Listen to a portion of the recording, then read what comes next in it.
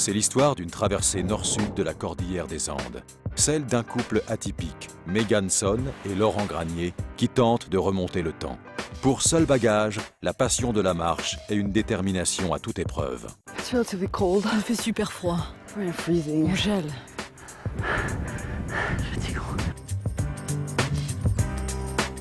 En suivant les indices laissés par les anciens, en recueillant les témoignages des vivants, ils partent en quête du trésor perdu de l'Empire Inca, le Capacñan.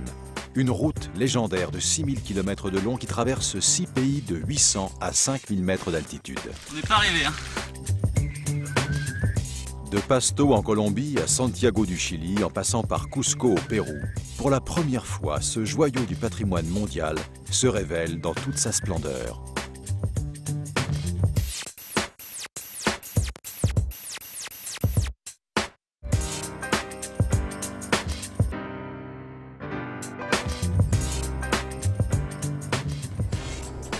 Le mur est là.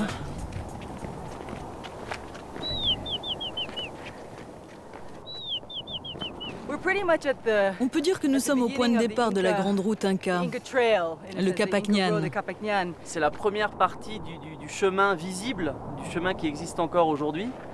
C'est assez facile de s'en rendre compte par la largeur du chemin et puis par ces murs de pierres volcaniques qui sont tout du long et qui d'ailleurs est en train de totalement tomber en ruine. Ce qu'on sait sur les Incas, c'est qu'ils sont descendus du plateau là-bas, jusqu'à la vallée de la Chota, qui est plus verte. Puis ils sont allés de l'autre côté de cette montagne, jusqu'à Ibarra. La route aujourd'hui est empruntée par les voitures et les cars, mais c'est la même route qui était utilisée il y a plus de 500 ans. En 100 ans à peine, les Incas sont passés du statut de simples guerriers en empereurs du peuple quechua. Et ils construisent une route de 6000 km de long, empruntée par les caravanes de Lama, les messagers du pouvoir central et l'Inca lui-même.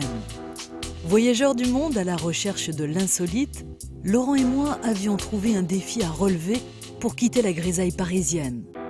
Incrédules et enthousiastes, nous ne pouvions croire qu'une telle route existait. Nous marchions déjà dans nos têtes. On se rêvait en Indiana Jones, retrouvant trace de cette colonne vertébrale Inca. Couvrir à pied l'intégralité du chemin principal andin, tel était notre mot d'ordre. Et nous voilà on the road again. Notre aventure ne fait que commencer, mais elle prend des allures d'expédition. On est à 3200 mètres d'altitude. Il fait une chaleur à crever là. Donc c'est assez dur parce que tu cherches ton oxygène tout le temps, quoi. Et prends le soleil dans la gueule. Et là j'ai beaucoup de choses dans le dos là. Faut absolument qu'on chope des lamas, quoi. Faut absolument qu'on ait des lamas, sinon on va jamais y arriver, quoi. Enfin, en tout cas moi je vais pas y arriver, c'est sûr. Notre enthousiasme nous a jetés sur les routes sans réelle préparation. Qu'à cela ne tienne, nous allons y remédier. Une halte au village d'Otavalo s'impose. Nous sommes persuadés que notre carrière de Sherpa andin s'arrête là. Ce marché aux animaux nous fournira les lamas dont nous avons besoin. Monsieur, est-ce qu'il y a des lamas ici? Hein? Non? J'ai un peu la nausée. I'm a little bit like vomiting. Car vous, il y avait big porté.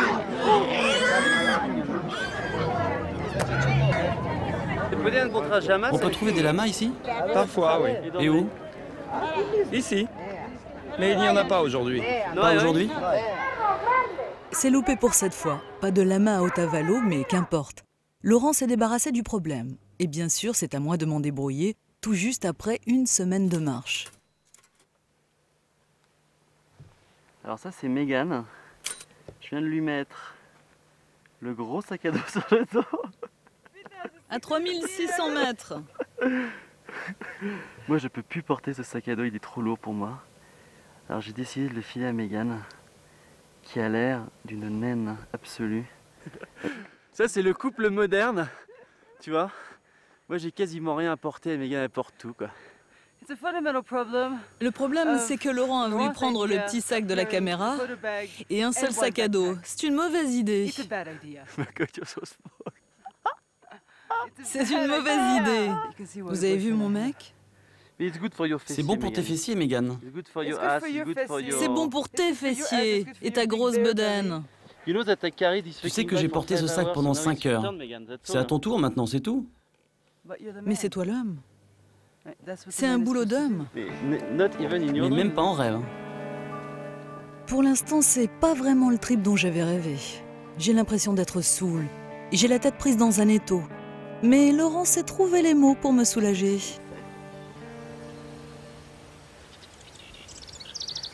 J'ai le le visage en feu et j'ai très mal à la tête.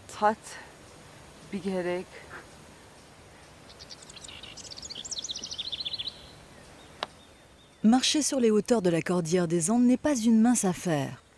Nos organismes ne sont pas encore habitués aux différences d'altitude. Nous ressentons les premiers symptômes du soroche, le mal des montagnes. Mais nous ne sommes pas les seuls.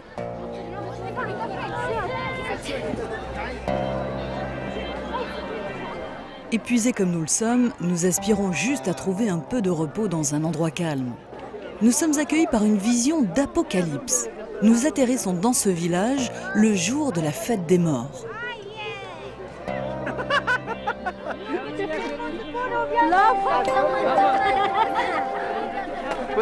Tu peux te pousser? En Amérique latine, la Toussaint est l'un des événements les plus importants de l'année. C'est le moment où les familles partagent nourriture et boissons avec leurs défunts. Et l'eau de vie leur sert de remède au chagrin. Partagés entre le respect et la peur, nous ne sommes pas à notre place et préférons reprendre la route. En suivant le Capacñan, nous parvenons aux abords des lacs de Moranda. Nous gagnons en tranquillité mais aussi en hauteur, passant de 3000 à 4000 mètres d'altitude. C'est relativement une nuit de merde, ouais. Pas trop de courbatures, quoi. Je me sens plutôt pas mal. J'ai très mal au dos par contre, hein. Là, les jambes ça va. C'est très très beau, donc je suis content d'avoir marché 8 heures en montant 1200 mètres dans une journée. Parce que c'est super beau ce matin, quoi. Donc Megan doit s'arrêter de filmer parce qu'elle a trop mal à la tête. Ouais. Toute la nuit. Ah ouais, all night long. Ça c'est l'altitude. Malgré ces désagréments, nous poursuivons notre route. Notre progression n'a pas encore atteint son rythme de croisière. Notre souhait est d'avaler les distances, mais nous avons la sensation de traîner et de perdre du temps. Sans nous concerter, Laurent et moi partageons le même doute. Arriverons-nous au bout du projet? Mais aucun de nous deux ne veut lâcher. Nous concentrons notre énergie sur le fait de trouver un moyen de portage. Il y a plein de lamas partout. Ouais. Où ça? Ah ouais. J'ai un succès très moyen avec les lamas quand même. Et nous les venden? Est-ce que vous les vendez? Du sel.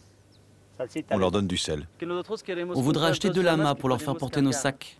Oui, bien sûr. Vous pouvez les charger tranquillement. Ils ont l'air très sauvages, non? Oui. On va avoir beaucoup de problèmes avec ces lamas.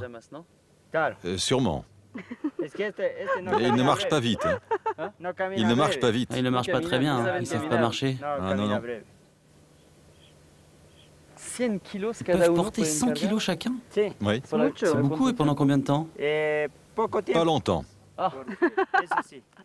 Non, non, ils ne marchent pas longtemps, non. Non. Ah ouais, non, mais Ziswan... Ah non, mais ceux-là, ils sont trop sauvages pour nous. Hein. Bien trop sauvages, ça va être un cauchemar. Hein. Ah, surtout sur les routes. Si on ne les maîtrise pas, ça va être l'enfer. Bon, inutile de nous attarder. Nous laissons de côté l'achat des lamas. Notre but est maintenant de rejoindre la capitale de l'Équateur. À vrai dire, nous sommes un peu paumés. Nous avons besoin d'aide pour localiser les traces visibles de la route Inca. Nous savons qu'à Quito, nous tenons notre homme. L'archéologue Antonio Fresco sait faire la différence entre les simples chemins de terre et les portions attribuées au Capacñan, la grande route Inca. Ça rejoint cette route, qui est un chemin en terre. Ensuite, vers Ingapirca, ça se perd un peu. Il faut demander aux paysans. Ils peuvent vous aider à le trouver jusque-là. Mais après le fleuve San Pedro, il n'y a plus rien. Il y a des chemins qui peuvent coïncider avec le chemin Inca, mais ils ne sont pas reconnaissables. Antonio voudrait venir avec nous, mais des obligations professionnelles l'obligent à rester à Quito. Symboliquement, il nous remet sur le Capacñán. Là, nous sommes sur l'avenue Maldonado, qui, à partir de la place Santo Domingo jusqu'au fleuve Machanga, correspond à l'ancien chemin Inca et par la suite au chemin royal des Espagnols. Et ce chemin, il est complètement détruit. Oui, complètement détruit. Nous touchons là au cœur du problème. En Équateur, une grande partie de la route Inca a disparu ou est enfouie sous le bitume de l'autoroute. C'est toute la difficulté et le sens de notre quête.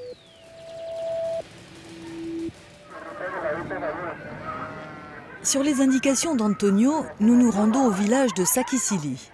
D'après lui, nous pourrons enfin trouver les lamas qu'il nous faut. Mais nous sommes sidérés d'apprendre que ces animaux, fierté des Incas, sont vendus sur les marchés pour finir à l'abattoir. Et le prix se négocie à $1 le kilo. Celui-là, il peut porter du poids? Bien sûr. Il n'y a pas de problème, il a déjà porté du poids.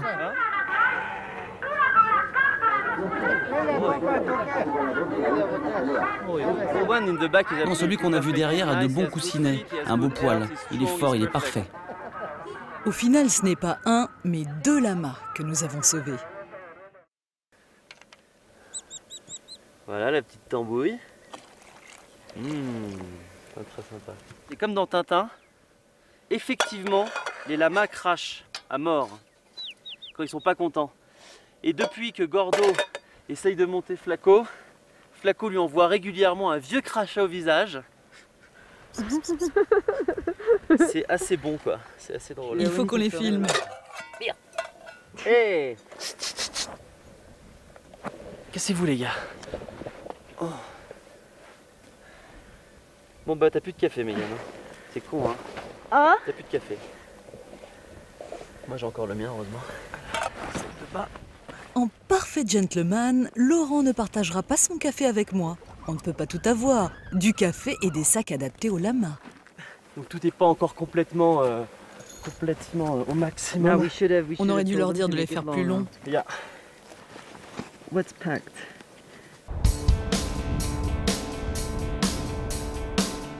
Deux semaines de marche, plus de maux de tête et plus d'état d'âme.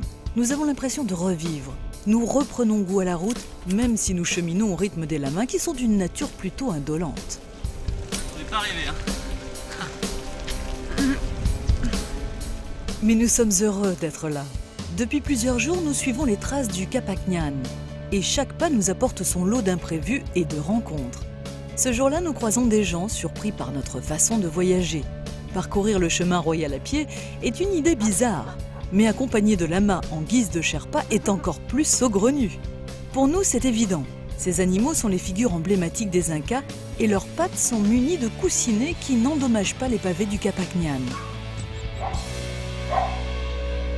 Nous faisons halte à l'hacienda San Agustín de Cayo. Intéressé par notre projet, Diego, l'ami de la maison, tient à nous faire visiter les lieux. On peut entrer par ici. La propriétaire a voulu percer une fenêtre quand elle a restauré l'hacienda. Et en faisant les travaux, juste ici, ils ont trouvé un mur. Du coup, ils ont commencé à en chercher d'autres, tout autour, et c'est comme ça qu'on a découvert 5 murs ici. 5 murs de pierre taillés selon les règles de l'architecture inca. Pour nous, c'est la première preuve archéologique de leur présence en Équateur. Aujourd'hui, ces ruines d'un palais du XVe siècle sont intégrées à l'hacienda. Située au pied de l'avenue des Volcans, cette demeure impériale est un indice de notre quête de la route inca.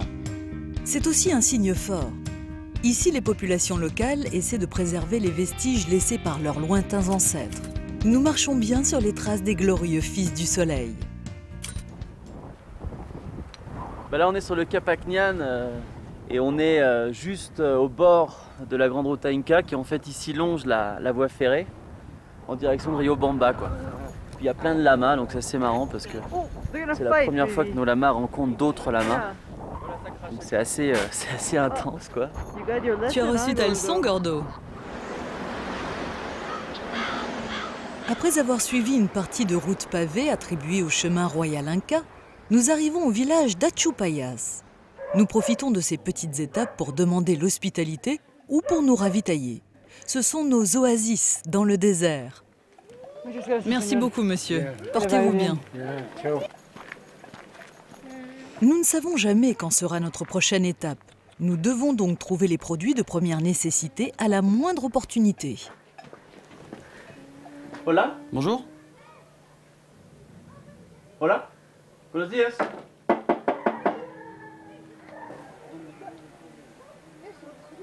¿Me lo guarda? Tu les gardes? Cuidado. Tu fais attention, hein. Vous avez de la bière?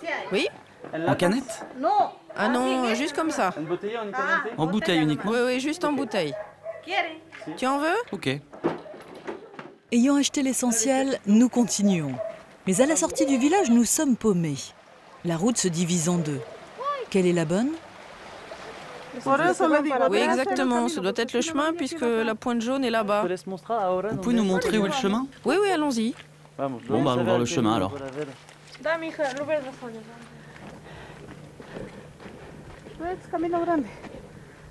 C'est un large chemin, il rejoint la rivière, puis il grimpe vers les hauteurs jusqu'à la Pampa. C'est logique en fait, si on doit aller tout droit puis tourner à gauche. Non mais ce qu'elles essaient de nous dire, c'est que la route commence par là-bas et traverse comme ça. Mais je pensais que c'était par là. Mais c'est plus par là. Suivre cette route, atteindre l'autre piste. C'est la même piste que vous allez croiser là-haut, celle-là. Ouais, je pense que c'est la bonne, ça doit être le chemin.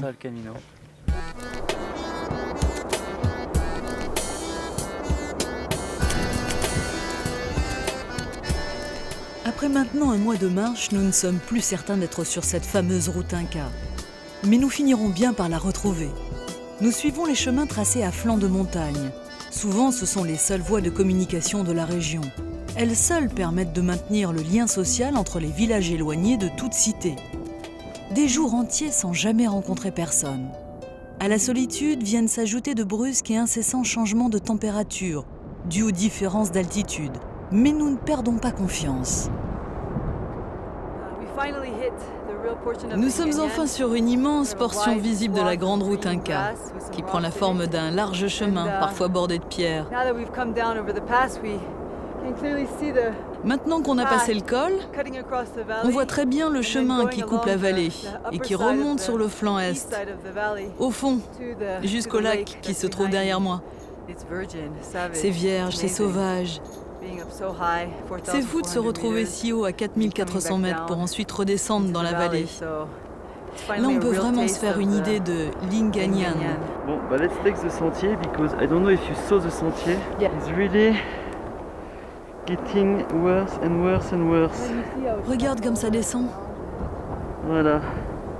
En gros, ça va être ultra casse-gueule ce truc encore. Slowly, slowly, good boy.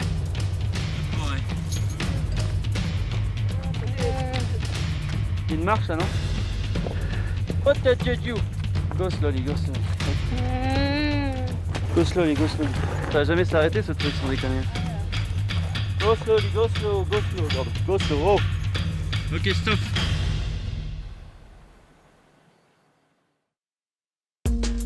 Nous poursuivons notre chemin en direction de notre premier site archéologique majeur, Ingapirca.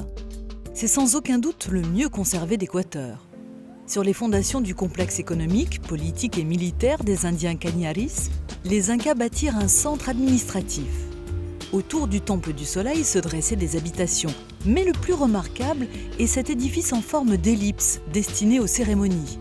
Nous croisons une guide locale sensible à la route Inca. Il faut tirer la sonnette d'alarme pour protéger le Capac Ñan, parce que c'est la seule chose que nous avons ici, en Équateur. Il devrait être classé et être protégé. Il est en train de disparaître. Il faudrait une prise de conscience urgente, mais malheureusement, les gouvernements sud-américains disent ne pas avoir assez d'argent pour ça. Ça devrait pourtant être une cause prioritaire.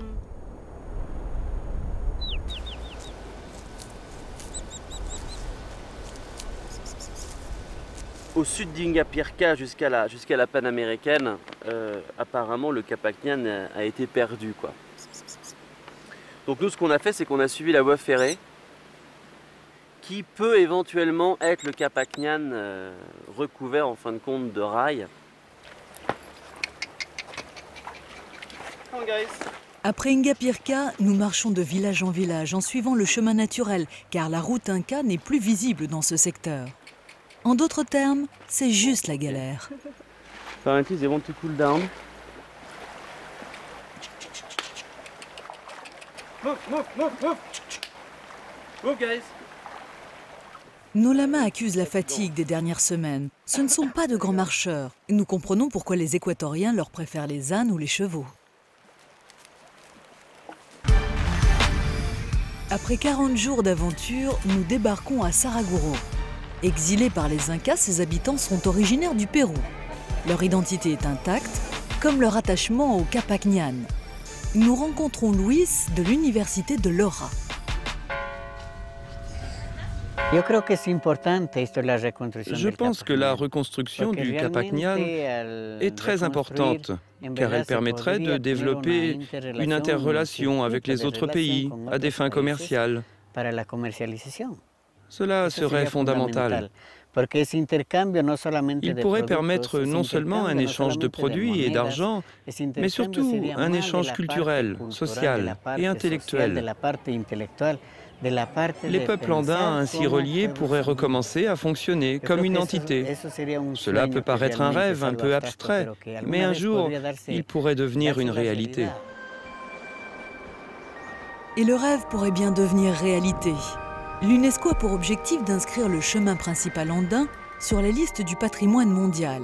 Cet héritage archéologique est porteur d'un message universel. Relier les populations locales entre elles par l'échange de biens et de culture. Mais est-ce vraiment pour demain? C'est la grosse grêle. Ça va, Megan? Oui, regardez la glace qui empiète sur notre espace. On est complètement gelé. Il y a de la grêle partout.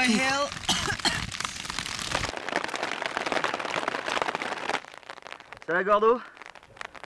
On a peur couvert de neige quand même, hein. Voilà, donc notre petite tente improvisée.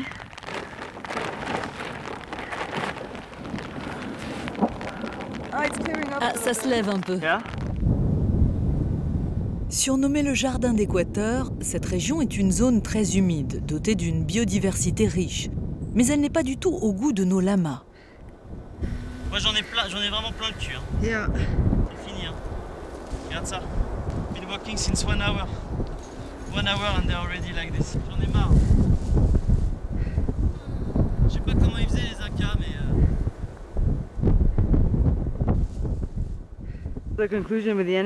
T'en as marre des lamas, on dirait. J'en ai marre, ouais. Je sais pas pourquoi, ça marchait très bien au départ. Puis là, c'est la catastrophe, quoi. Tous les 3 quarts d'heure, il y en a un ou des deux qui s'arrêtent et qui se posent par terre, quoi. On attend à longueur de temps ces animaux, quoi. Qu'est-ce qui s'est passé avec Gordo? On a essayé de jouer la technique de je te laisse derrière et puis on va voir s'il va nous rejoindre. Il nous a jamais rejoint, il s'est barré dans un coin. Donc on n'a aucun moyen de pression sur ces animaux. C'est-à-dire que s'ils veulent pas avancer, ils avancent pas. On the floor. Encore assis.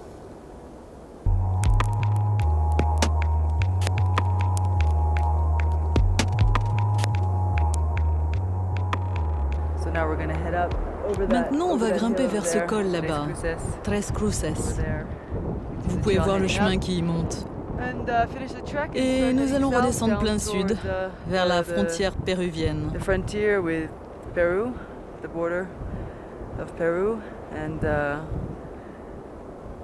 Encore des montagnes, toujours plein sud. On verra. On est en Équateur depuis un moment et ça fait trop longtemps en fait.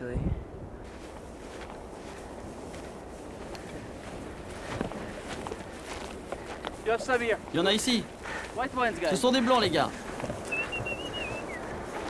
Ok, on va descendre. On a pris la décision très difficile de quitter Nolama. Il y a plusieurs troupeaux ici auxquels ils devraient pouvoir se joindre. C'est triste de les laisser. C'était un peu nos amis.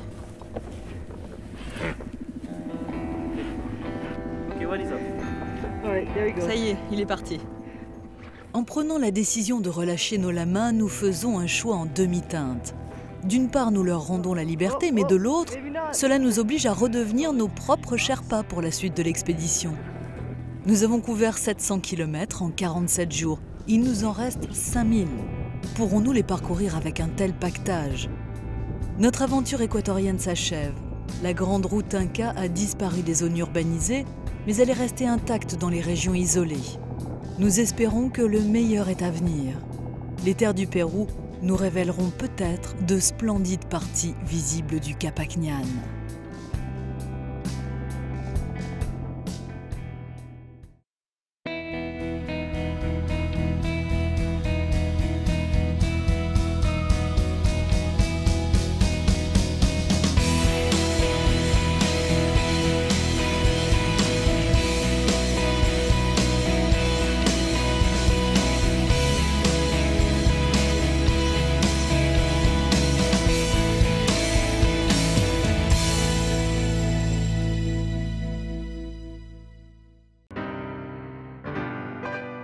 C'est l'histoire d'une traversée nord-sud de la cordillère des Andes.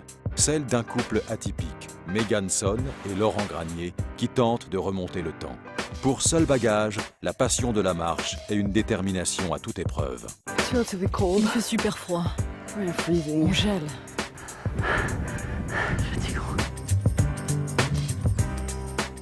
En suivant les indices laissés par les anciens, en recueillant les témoignages des vivants, ils partent en quête du trésor perdu de l'Empire Inca, le Capac Ñan.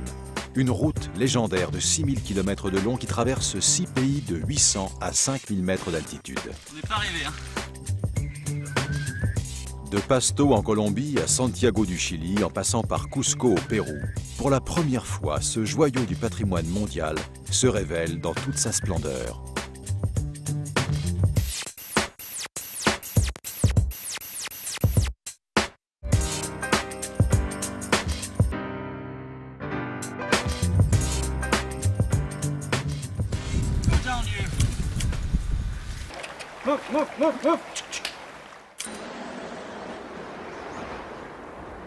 Je sais pas comment ils faisaient les Incas, mais j'en ai vraiment plein le cul. Yeah. Ok, one is off. Ça y est, il est parti. Après 700 km parcourus en 47 jours, nous rendons la liberté à nos compagnons de route. Nous quittons l'Équateur pour le Pérou, à la recherche de la grande route Inca. Laurent et moi devons marcher léger. Une seule solution s'offre à nous, nous débarrasser d'une bonne partie de notre pactage. Désormais, nous dormirons à la dure. Et si la chance nous sourit, les Péruviens nous offriront peut-être l'hospitalité.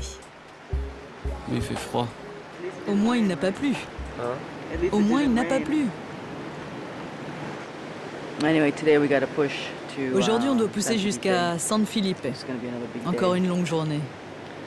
J'espère qu'on trouvera un endroit pour se loger, où on pourra se laver et nettoyer nos habits.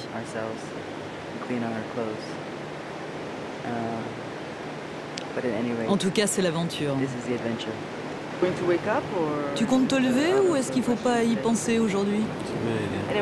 Il est 7 heures passées, on doit y aller. Allez, lève-toi. Merci. Laurent a toujours sa légendaire bonne humeur. C'est la classique traversée de rivière.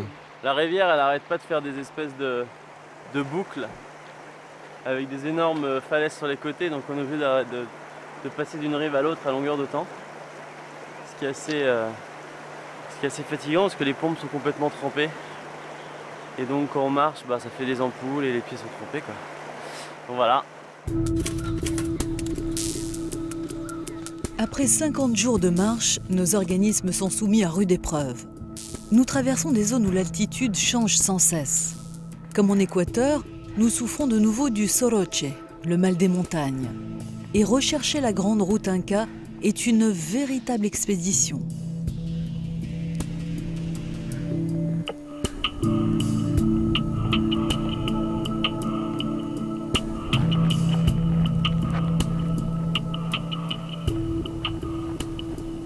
Nous en rêvions tellement de notre aventure Into the Wild. Maintenant, nous l'avons. C'est pas le moment de craquer. On marche, on marche d'ombre en ombre. 50 mètres, tous les 50 mètres, on trouve un endroit à l'ombre, on s'arrête pendant 10 minutes tellement il fait chaud, quoi. Tellement il fait chaud. J'ai un mal de crâne.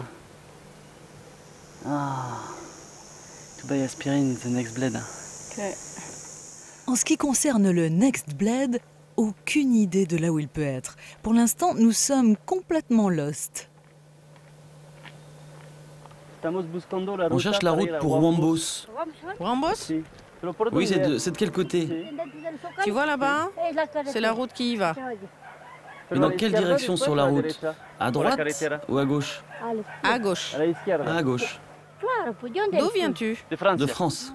Tu as de la famille ici? Non. Non, on a de la famille en France, pas ici. No tenemos familia aquí. Si vous voulez, venez à la maison. Merci beaucoup, madame. À bientôt. Gracias, señora. Ciao. Sur les indications de cette dame, nous retrouvons la route. Mais est-ce la grande route Inca? Nous arrivons à Aipate, où nous rencontrons Maximo Segundo, le gardien de ce site Inca. Et le Capacñan, il passait bien par ici, non? Absolument, là c'est la porte. Mais la salle des cérémonies était dans le fond, comme le bain de l'Inca. Il passait par la porte d'entrée qui en fait était un poste de contrôle. Ceux qui voulaient rendre visite à l'Inca devaient se présenter là pour obtenir une autorisation. Ils allaient au centre cérémoniel pour pratiquer des sacrifices humains et d'animaux. Mais tu connais ça, non? Au fil de notre conversation, nous réalisons qu'Aipate n'est mentionné dans aucune chronique historique. Simple poste militaire ou retraite secrète de l'Inca, une porte trapézoïdale permet de rejoindre les Calliancas, ces auberges utilisées par les troupes impériales.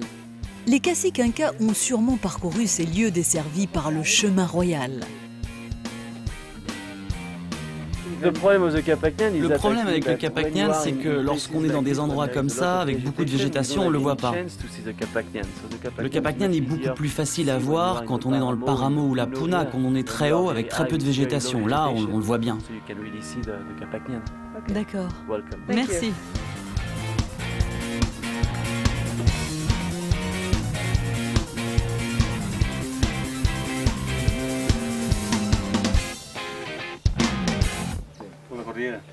Mais ce chemin pavé, il existe toujours ou pas? Oui, il apparaît là-bas. On le voit sur cette côte. Bon, on va voir. Tout est détruit, il n'y a plus d'ancien chemin? Il y a un ancien chemin. C'est celui qui va à Chaquil. Ils disent que le chemin a été complètement transformé en piste en fait. Jusqu'à Santa Cruz en passant par Chaquil et compagnie, donc il n'y a plus de... Le chemin pavé est là-bas, au niveau de cette pointe que tu peux utiliser comme repère. Tu vois le cheval? C'est là que se trouve le chemin.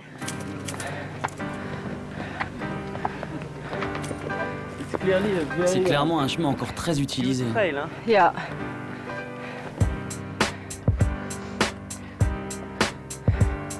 Voilà.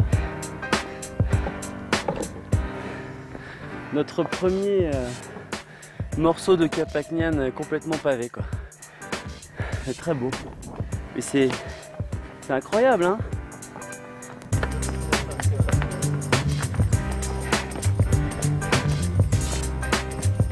Ce bout de route pavée d'à peine 1 kilomètre, entretenu par les villageois, suffit à effacer toutes nos galères vécues jusque-là.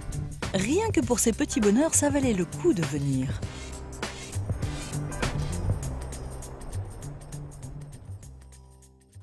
Au Pérou, l'hospitalité est une tradition toujours respectée.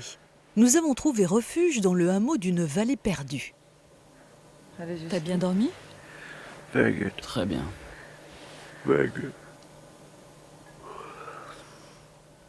Les patates que tu as goûtées hier soir pendant le dîner viennent de ce tas, pas vrai? Oui, ce sont de très bonnes patates. J'espère qu'ils vont nous en donner encore ce matin, avec un petit peu de Vomaltine.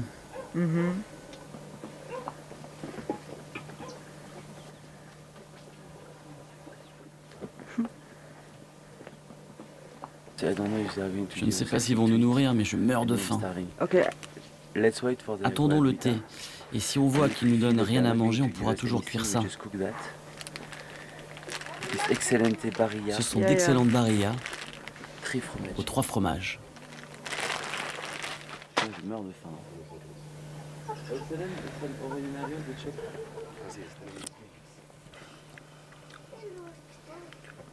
C'est harry en fait, je pense. It's ahi, yeah. Sauce harry. Sauce à l'ail. And pastas. Buenos días. C'est froid, hein?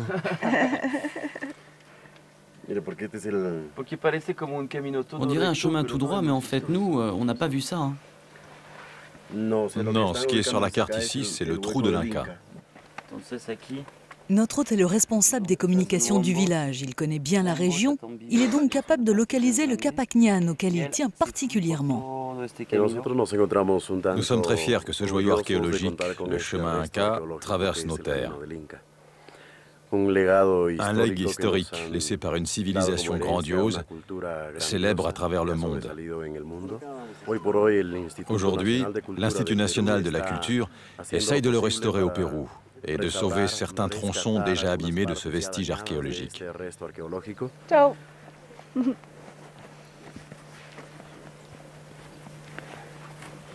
Merci beaucoup. Revenez nous voir. Merci.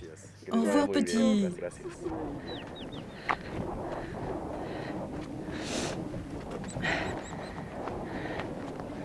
En suivant ses conseils, nous poursuivons l'aventure avec l'espoir de retrouver la route Inca. Pendant 2 jours, nous affrontons des conditions extrêmes, oscillant entre 3400 et 4000 mètres d'altitude. Nous sommes en forme et le moral est au beau fixe. Pourtant, par moments, nous doutons d'être sur la bonne piste. Bon ben voilà, on a trouvé une partie du chemin visible du Capacñán. Voilà, très très clair, on a une belle courbe, des travaux de terrassement de l'autre côté quoi. Et on est complètement perdu au milieu de nulle part à plus de 4000 mètres d'altitude au milieu de la Puna péruvienne. Donc voilà, on vient de marcher, on marche sous la flotte depuis 2 jours. On a fini à 9h30 du soir hier soir dans la nuit complète, la nuit d'avant aussi. Donc ça fait du bien de enfin trouver un endroit comme ça, complètement isolé, où il y a ce superbe reste de la route Inca qui reliait Quito à Cusco. C'est dégagé. On le voit bien. C'est fou. C'est super, la route est là. C'est évident qu'on est au bon endroit. Ça ressemble bien aux sections que nous avons découvertes auparavant. On est sûr que c'est ça. C'est génial qu'on l'ait trouvé. C'est complètement flat. C'est complètement plat de chaque côté, hein. C'est assez clair.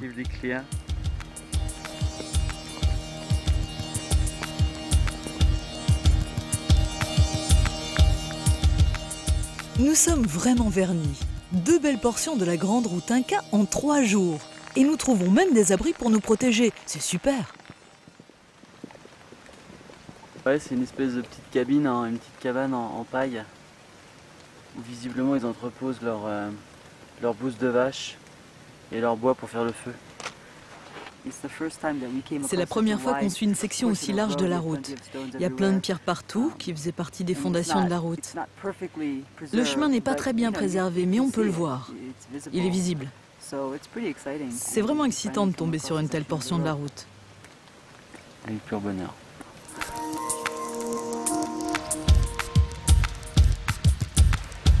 Les routes et les petits ponts sont des indices quant à notre prochain retour à la civilisation. Nous sommes contents de retrouver âmes qui vivent. Cet homme nous propose de partager le fruit de sa pêche à l'épervier, une technique ancestrale. Pourtant, nous déclinons l'invitation. Les truites attendront car nous sommes pressés d'arriver à Caramarca, l'une des résidences du dernier empereur Inca, Atahualpa. Et c'est ici que l'Inca s'arrêtait pour se détendre en utilisant ses sources d'eau thermale. Et donc l'histoire veut que c'est ici que les Espagnols ont rencontré pour la première fois Atahualpa. Ils lui ont envoyé un émissaire pour lui proposer de venir dans la ville de Caramarca pour rencontrer Pizarro et déjeuner avec lui.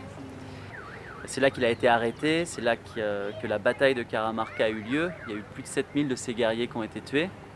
Et c'est là que l'histoire de l'Amérique latine a fondamentalement changé. En arrivant à Caramarca, les conquistadors furent impressionnés par les richesses de l'Empire. Atahualpa proposa à Pizarro une rançon en or et en argent en échange de sa libération. Atahualpa le fit, mais Pizarro ne tint pas parole. Il exécuta le dernier empereur inca et marcha sur Cusco. Voilà maintenant 2 mois et 1 semaine que nous marchons. Réconfortés par nos récentes découvertes du Capac Ñan, nous nous accordons quelques pauses salutaires. T'es heureux, hein? J'ai acheté ce gros morceau de fromage. J'ai faim, j'ai chaud. C'est très salé, c'est très bon. Donc je me fais ma crise de boulimie de fromage. Là. Ça que j'aime bien avec le Pérou, la cordillère des Andes, c'est qu'il y a du fromage. On n'a pas d'eau, c'est le problème. Il n'y a pas d'eau, par contre ça c'est sûr. Comme on n'a pas pris d'eau en bas, là on est juste bon pour se déshydrater à mort. Je suis fatigué, j'en ai marre de marcher. J'ai juste envie de me poser ici et manger du fromage pour tout l'après-midi. Laurent a la sale manie de boire jusqu'à minuit. Mais comme on décide de se lever à 7 h du matin pour partir à 8 h, moi je suis levée à 7 h. Et puis j'attends 7h30, 8h, 8h30, 9h, 9h30 et enfin 10 h, jusqu'à ce que Laurent daigne sortir ses grosses fesses du lit. Et évidemment, on part à midi quand il fait super chaud. C'est le moment le plus chaud de la journée. Et c'est comme ça tous les jours. Et moi, je me tape des insolations. J'ai la peau brûlée à mort. J'ai des maux de tête horribles. Je crève de chaud et il n'y a pas d'eau.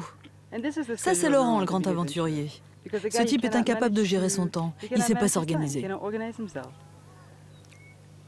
Il n'y a rien à en faire. C'est un sale égoïste. C'est énervant. Rien ne laissait prévoir cette petite crise de couple, mais bon, par moments, je dois avouer que Laurent me tape sur le système. Ça me fatigue de toujours vivre à son rythme.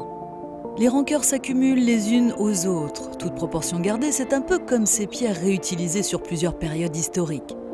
La forteresse pré-inca de Marca Huamachuco fut aussi utilisée par les Incas. L'un des membres d'une association de conservation du patrimoine nous sert de guide.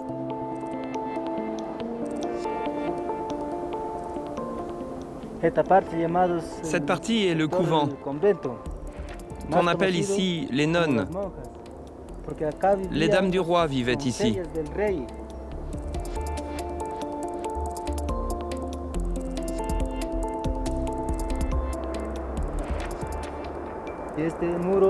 À cause de la pluie, ce mur s'est écroulé.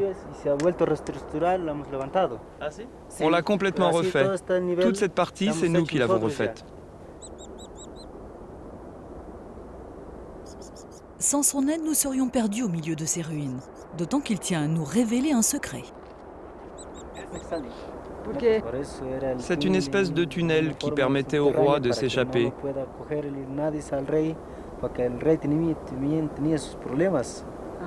En cas de problème, le roi pouvait se cacher ici.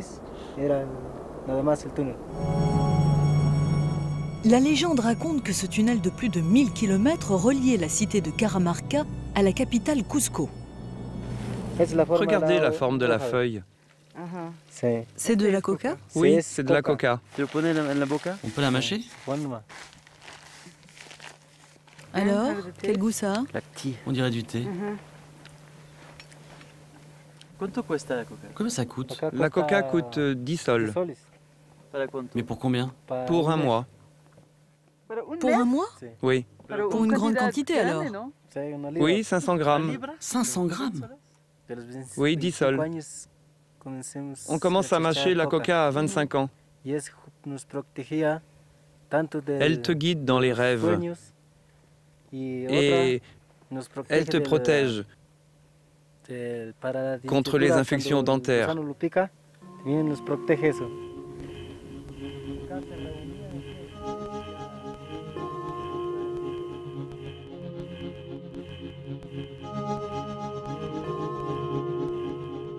Il fait 15 degrés et je crève de froid.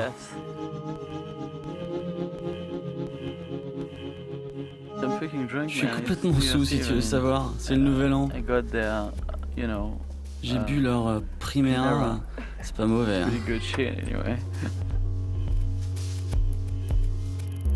Il va danser, ce pantin? Ah oui, il va danser, mais un peu plus tard.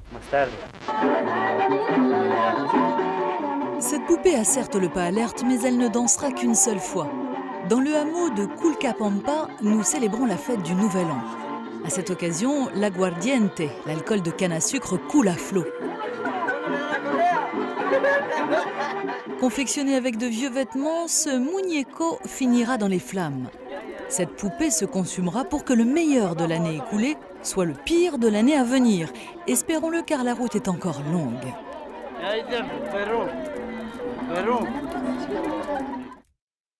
On a eu une nuit d'enfer. Ça a commencé par, on a dormi sur une bâche par terre, sur un sol en terre,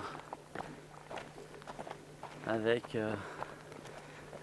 3 autres personnes dans la même pièce. À 23h30, le type est revenu, complètement ivre. On l'entendait trifouiller la porte. Il a trébuché sur nos sacs. Et comme le mec était complètement dans le noir total, il m'a gentiment marché sur la tête, quoi, de tout son poids. Donc, je me suis retrouvé avec un espèce de pied sur la tête et un mec me marchant dessus.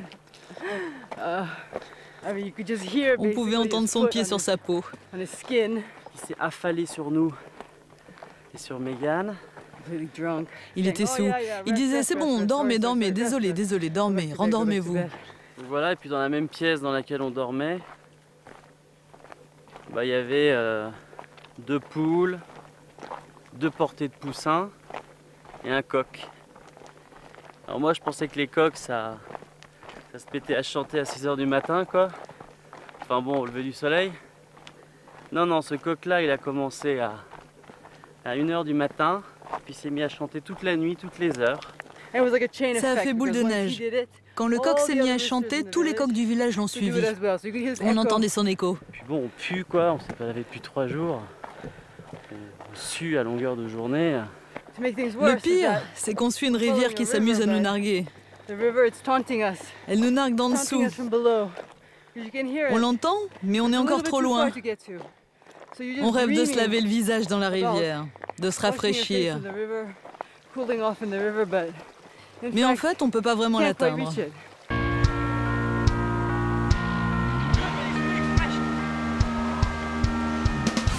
Va-t'en! Vous voyez, Megan est complètement nue dans la rivière. Je t'éclabousse si tu pars pas! We almost walk. Be careful, putain.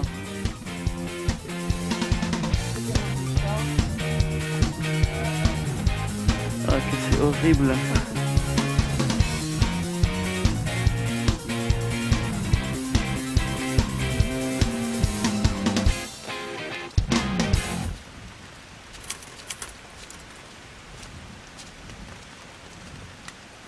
Donc là on a un énorme morceau de Capacnyan qui passe et qui monte tout en haut dans cette vallée là. Donc on est au milieu du Paramo, on est à 4200 mètres d'altitude. On se prend une quantité effrayante de flotte dessus depuis maintenant plus de 3 heures. Cette portion de la grande route Inca est magistrale. Nous marchons, la tête dans les nuages, au milieu de géants de pierre. Maintenant qu'on a grimpé jusqu'à environ 4200 mètres, on peut voir cette route fantastique qui se déroule devant nous. En gros, après le col là-bas, on va trouver des escaliers qu'on va devoir monter et descendre.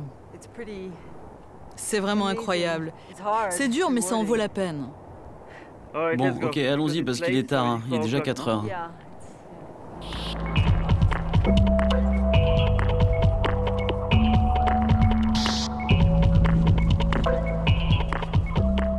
« 4 heures de l'après-midi. Il nous faut absolument passer le col avant la nuit. Nous nous sentons vulnérables. Nous n'avons aucun équipement pour dormir à la belle étoile à cette altitude. C'est dur à cette altitude. 4200 mètres. C'est vraiment grandiose.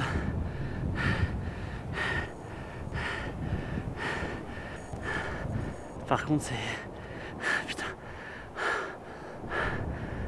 Fatigant.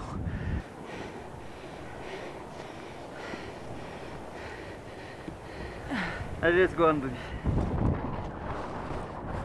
Je commence un peu à m'inquiéter aussi parce que il commence à se faire tard, quoi. Je m'attendais pas à ce que ça soit aussi dur et aussi haut, en fait. C'est l'un des plus hauts cols qu'on ait jamais monté, je pense. Hein. Ouais, c'est le plus haut. Nous sentons monter l'inquiétude. Mais impossible de presser le pas, nos poumons sont en feu, alors que nos corps sont tétanisés par le froid.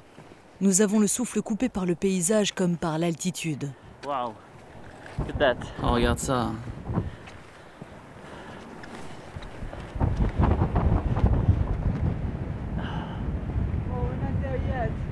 On n'est pas encore arrivé. Wow, there is another Pourquoi? pass. Il y a un autre col? Oui. Regarde, on est short là. We are short in time, On a I peu de think, temps. Hein. Oui, on a très peu de temps. On est à quelle altitude? 4224 mètres. On a vraiment très peu de temps. Quelle heure il est? Il faut y aller, il est 5 heures. L'inquiétude laisse maintenant place à l'angoisse. On ne s'attendait pas à devoir passer un deuxième col. C'est la stupéfaction. Nous n'avons plus aucune énergie. Il est 5 heures. 60 minutes viennent de passer et nous n'avons gravi que quelques centaines de mètres. Dans moins d'une heure, la nuit risque de nous surprendre. Arriverons-nous à rejoindre la vallée à temps ?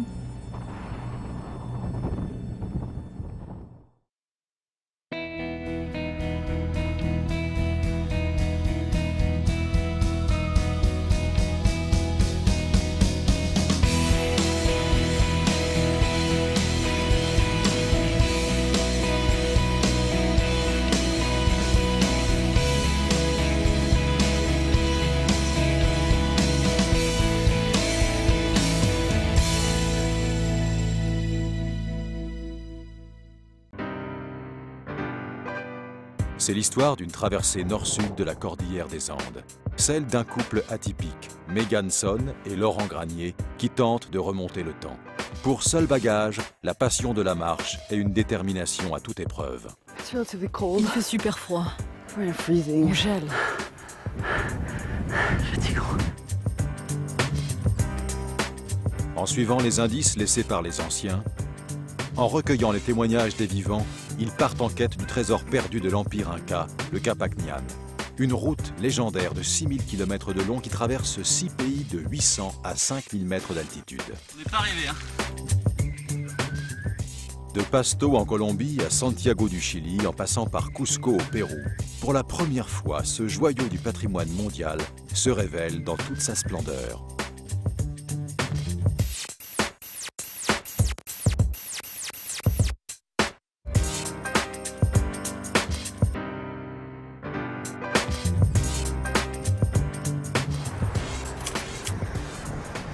À 4200 mètres d'altitude, après plusieurs heures de marche, nous sommes épuisés. Nous devons rejoindre la vallée au plus vite.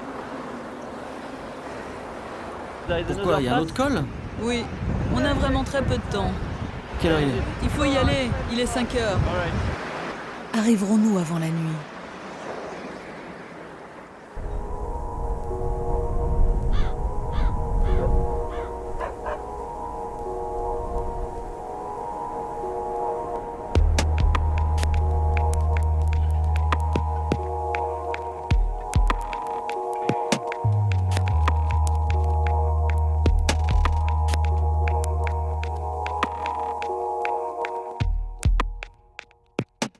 Donc après avoir traversé la chaîne de Guayquillas de Huamachuco, on s'est retrouvé à 7 h du soir dans cette mine d'or. Très sympa, c'est une bande de famille qui a donc construit un camp et cherche de l'or au fond d'un tunnel.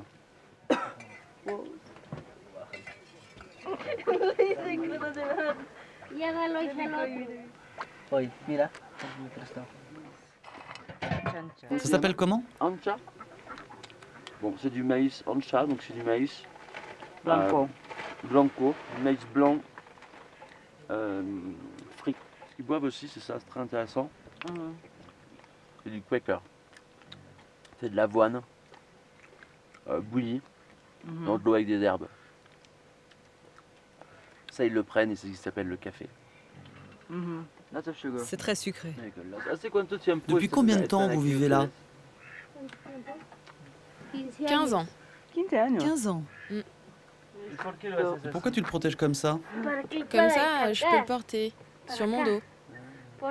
Tu me montres comment tu fais?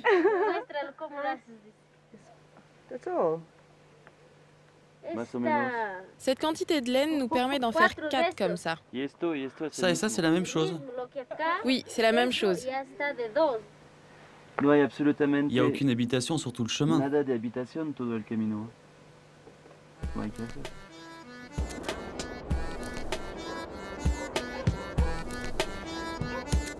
Voilà, tomber par hasard sur cette famille installée dans ce campement de fortune nous a peut-être sauvé la vie. Malgré cette mésaventure, nous sommes déterminés à continuer la route en terre péruvienne. Derrière la chaîne de montagnes que nous venons de passer, le Capacñán prend une toute autre dimension.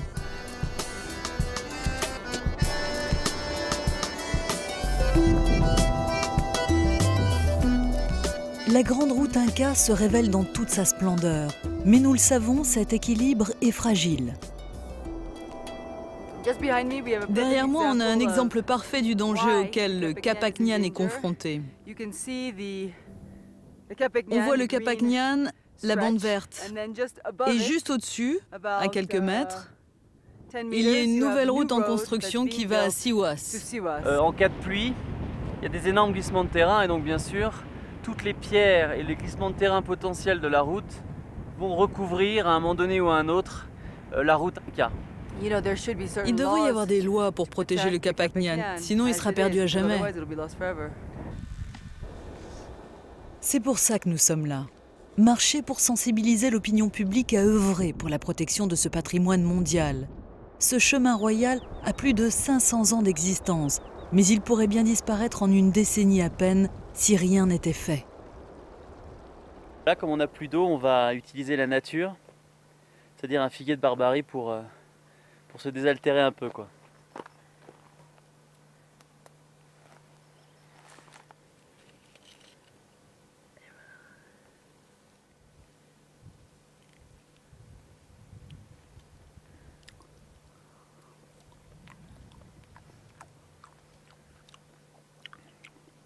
Très bon ça. Et super mûr. Petit grain dedans, mais très bon. Depuis plusieurs jours, nous marchons sans rencontrer personne.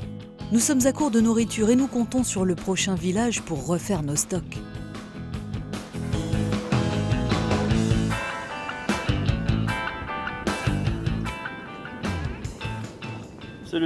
C'est magnifique. Oui, il y a ces vieilles maisons coloniales qui sont plus ou moins délabrées. Mais c'est complètement mort, il n'y a personne. Tout le monde est parti pour l'hiver. Ce n'est pas la première fois que nous remarquons cet état de fait. En cette saison, les hommes s'expatrient avec l'espoir de trouver un travail pour subvenir aux besoins de la famille. Nous cherchons à mettre la main sur les femmes restées au village. Nous les trouvons au Resto du Cœur local. Notre premier vrai restaurant depuis des semaines. Qu'est-ce que c'est? Un bouillon. De pâtes. C'est de la soupe avec des pâtes et quelques légumes. C'est la cantine municipale. C'est pour tout le monde. Oui. On ne paie pas? Si, c'est 50 centimes pour les membres et un sol pour les autres. Pour deux, nous payons un sol péruvien, soit 20 centimes d'euros.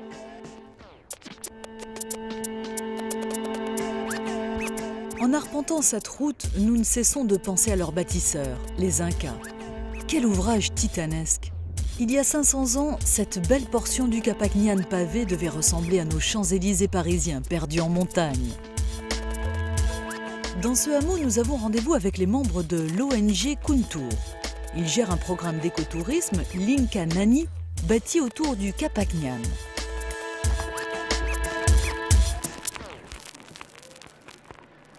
Je suis super content d'être là et de pouvoir partager ça avec ces gens-là et de voir que la route Inca, c'est pas uniquement une ligne tracée il y a très longtemps par les Incas et qui est en train d'être progressivement, qui se fane, hein, qui disparaît. Ici, on sent qu'il y a quelque chose qui se passe, donc on va découvrir ça.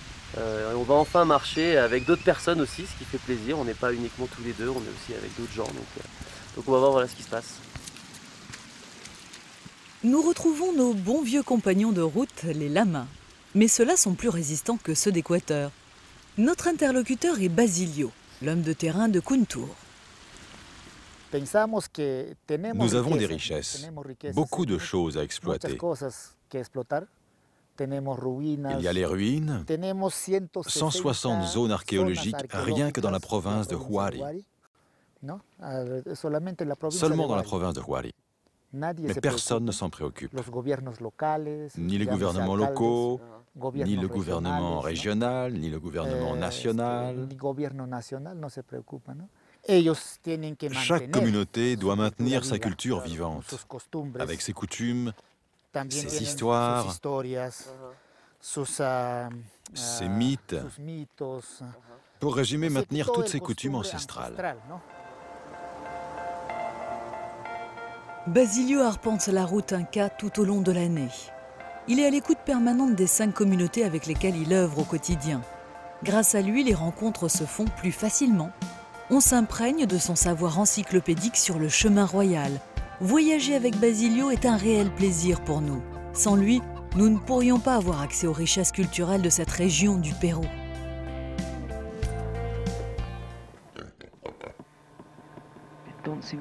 Les poules ne semblent pas vouloir partir. Il y a aussi des cochons dehors. Jetons un coup d'œil à l'intérieur. Good morning. Ouais. On est quand même à 4600 mètres d'altitude, quoi, donc l'air est très sec. Et j'ai un peu de mal à respirer parce qu'il y a vachement de poussière.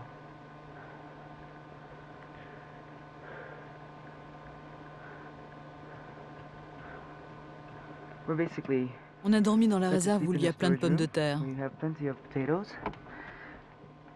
C'est un endroit plutôt correct pour dormir. Il y a des vivres sur la table aussi. Nous devons reconnaître que ce trek est royal. Nous n'avons plus à nous lever le matin pour préparer le paquetage. Nous sommes pris en charge par Basilio et son équipe. Laurent n'a même plus à partager son café avec moi. Chacun le sien. Le bonheur, quoi. Ciao.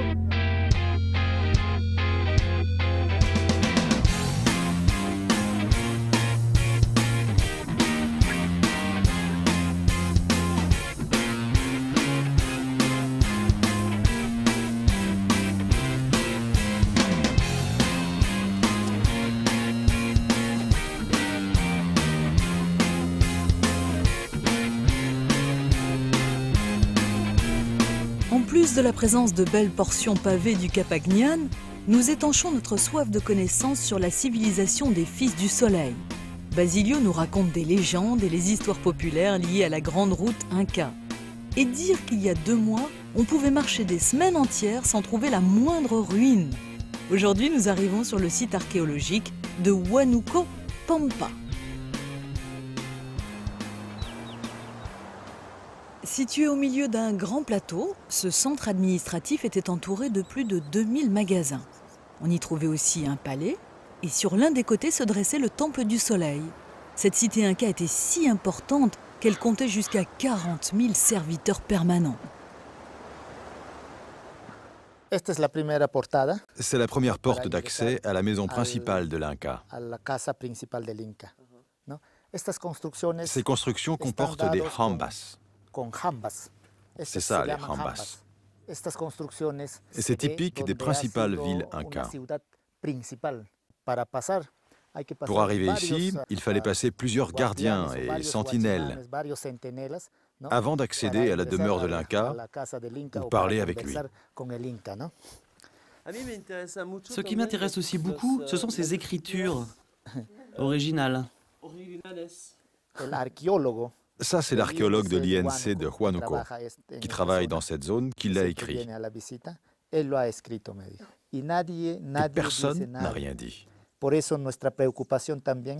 C'est pourquoi notre préoccupation en tant qu'ONG est de former des guides ici pour que personne ne puisse entrer dans cette zone archéologique seul. Parce que c'est un beau site et qu'il se détériore. Et aussi c'est parce que c'est le deuxième plus grand site après Cusco, non? Après Cusco, oui. Mais tu filmes ou quoi? Qu'est-ce que tu fais? Non, t'inquiète. Non mais tu bouges, c'est important ce qui se passe ici. C'est bon. J'ai ce qu'il faut, t'en fais pas. Mais tu filmes et ça bouge toutes les 5 secondes, tu te concentres ou quoi? Ouais, mais je suis malade. Et c'est très lourd. Bah donne, je vais filmer si tu peux pas le faire. Non, allons vers l'autre porte. Oh putain, tiens, voyez sur ma photo des sauts, qui me paraissait bien intéressante quand même.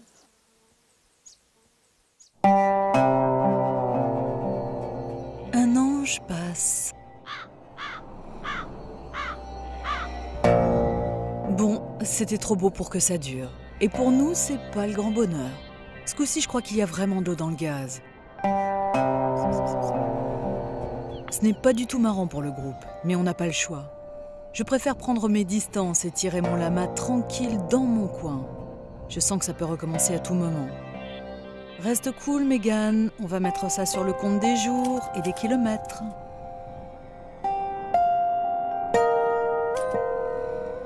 Concentrons-nous sur la route. Notre progression reste constante. Au moins, nous n'avons pas cherché le Capacñán. Nous mettons nos pas dans ceux de notre guide Basilio. Donc on en a fini avec l'Incanani. On vient de finir avec l'Incanani. On a donc laissé les lamas parce que le Yamero voulait pas continuer avec nous parce qu'il avait peur d'aller dans cette zone-là. Et comme on a beaucoup de choses à charger, en particulier les sacs de couchage, les matelas, etc., parce qu'on va être dans des zones où il y a très peu d'habitations et tout ça, on est obligé d'emmener un cheval ou un âne ou enfin n'importe quoi qui peut porter. Il faut qu'on trouve un cheval pour partir avec Basilio et donc pour pouvoir avancer, pour pouvoir continuer quoi. Il manque 2 clous quoi, ils en ont mis que 2 de clous. On peut planter 2 clous. On n'a pas. Il n'y a pas de clous non plus. Non, il n'y a pas de clous, non. Non mais le gars te dit ok pour un cheval qui n'a même pas de fer.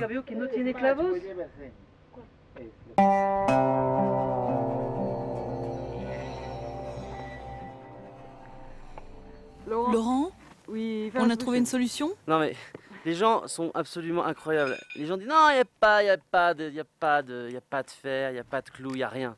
Je marche jusqu'à la maison d'à côté. Le mec il a, je sais pas, 50 ou 60 fers.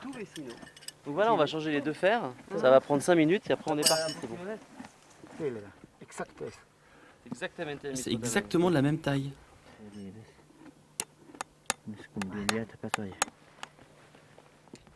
Ce n'est pas parce qu'on voyage à la route que nous ne devons pas conserver un minimum de confort.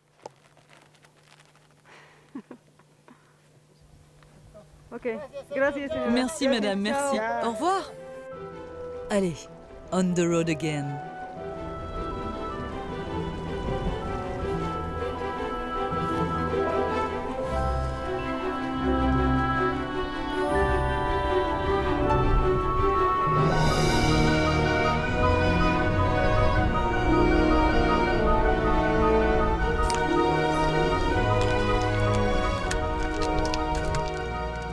Ici, il est impossible de nous perdre. Nous savons très bien où aller.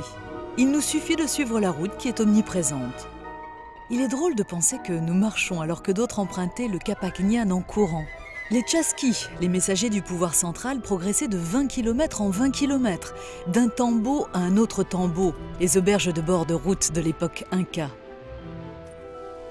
Nous avons passé la barre symbolique des 1500 km de marche. Et dans cette région, le chemin royal court sans discontinuer sur 80 km. Volée de marche ou ligne droite, la grande route Inca se révèle à nous dans toute sa splendeur. C'est pavé tout du long? Bah, il y a des parties qui sont visiblement abîmées, mais une grosse partie est pavée. Ouais. C'est la plus grosse partie pavée qu'on ait vue jusqu'à maintenant. Là, on marche depuis 25 minutes sur de la route purement pavée. Dans ce paysage grandiose, on voit très bien la route de l'autre côté. Mais bon, on va voir. Je vois déjà des parties pavées un peu plus loin là-bas.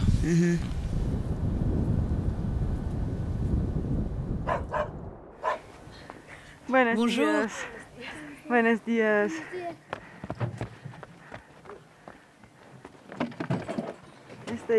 Là, c'est l'école. Bonjour les enfants. Dans les villages andins, les paysans font sécher le maïs blanc qui, une fois grillé, deviendra la cancha. Rien n'a changé depuis l'époque inca. Les Chasquis, ces fameux coureurs, en emportaient avec eux pour calmer leur faim. Cette cuisine est remplie d'animaux, quoi. Donc déjà, il y a 70 couilles, 70 cochons d'Inde. Il y a 2 chats, 5 ou 6 chiens, il y a un lapin. Donc voilà, c'est un peu la ménagerie, quoi, comme dans toutes les cuisines du Pérou.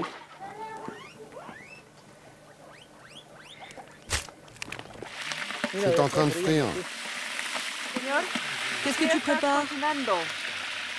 Ah, je prépare un délicieux cochon d'Inde relevé. C'est un plat typique de la cuisine péruvienne. J'ai mangé là, pour la première fois de ma vie du couille, du cochon d'Inde. On peut voir? Donc là vous avez la petite patte, ici, ce qui prouve que c'est du couille. Du cochon d'Inde. Voilà. Donc je vais goûter du couille.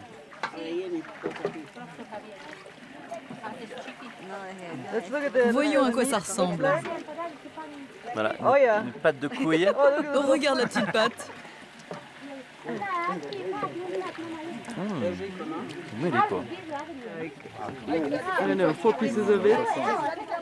Il y a plein d'os dedans, il n'y a pas grand chose à manger. Voilà, du couille. Très bon, hein. C'est bon? Extremely tender. C'est extrêmement tender. Comme aujourd'hui le temps était un peu pourri, on a décidé de s'arrêter et de participer à la fête ici, qui est la commémoration en fait de l'arrivée des Espagnols et du meurtre d'Atahualpa, Caramarca, enfin bon c'est une fête inca quoi.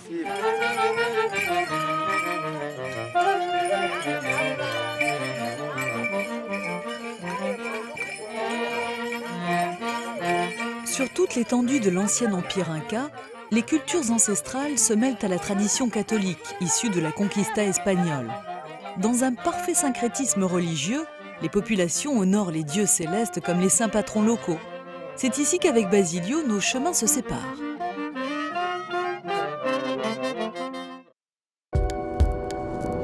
Nous avons aimé ces moments passés en compagnie de Basilio. Nous voilà de nouveau tous les deux. Il faut redevenir autonome. Nous avons même perdu l'habitude de porter notre gros sac à dos.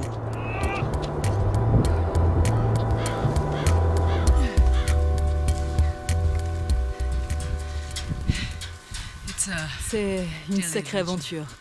Every 50 meters, Tous les 50 mètres, il faut passer sous des fils barbelés.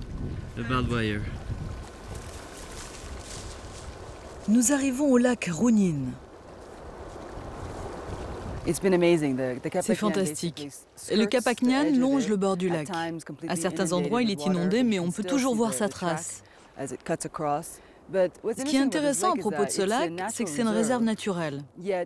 Et pourtant, il y a une énorme mine au nord du lac, à Cerro de Pasco, et d'autres exploitations minières tout autour. Les mines déversent leur pollution, leurs déchets dans ce lac.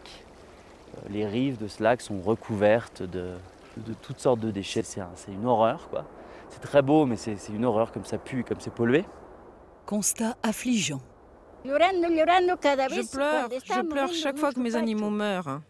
Comment ne pas pleurer devant ça? Ils n'ont plus de quoi manger, ni d'endroit pour dormir. Maintenant, mes animaux sont obligés d'aller brouter là-bas, alors qu'avant ici c'était vert. Si cela continue comme ça, qu'est-ce qu'ils vont manger? En classant la Grande Route Inca au patrimoine mondial de l'UNESCO, il sera peut-être possible de préserver les sites naturels qu'elle traverse. C'est l'une des raisons supplémentaires de notre marche en avant.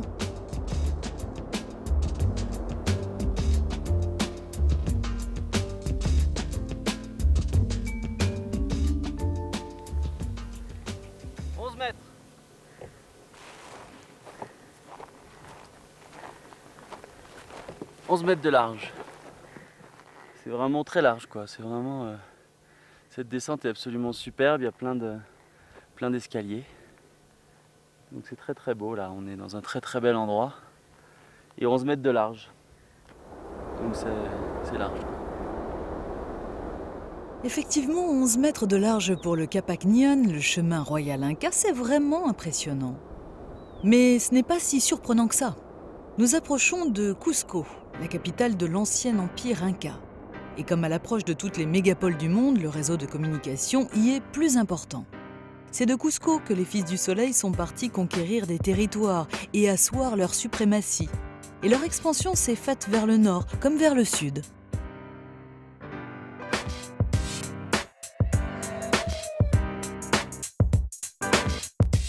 Toute la région aux abords de la capitale inca foisonne de sites archéologiques, comme autant de preuves de la puissance de l'Empire.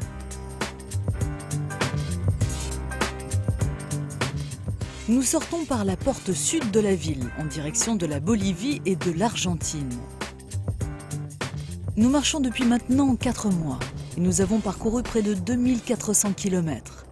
Nous sommes encore loin de la fin, mais toujours aussi déterminés. Il balance tout sur sa vieille, non?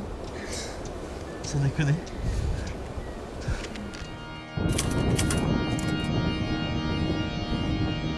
Bien que notre volonté de poursuivre l'expédition soit intacte, nous ressentons une fatigue physique et morale. Nous parvenons jusqu'aux rives du Titicaca. C'est le plus grand lac d'Amérique du Sud et c'est aussi le plus haut lac navigable du monde, 180 km de long sur 80 de large, à une altitude de 3800 mètres. Mais nous ne nous attardons pas. De nouveau, la situation s'est dégradée entre Laurent et moi.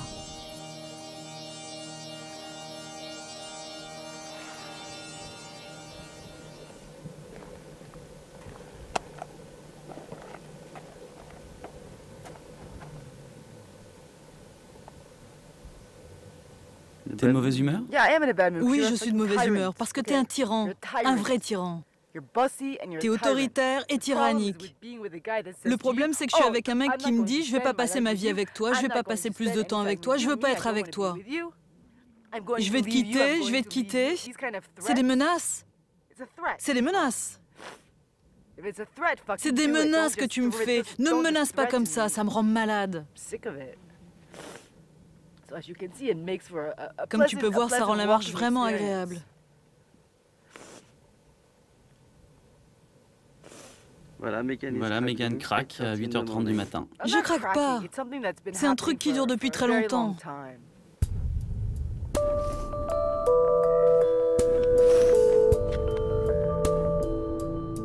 Voilà, la belle aventure de la grande route Inca pourrait bien se terminer dans une impasse.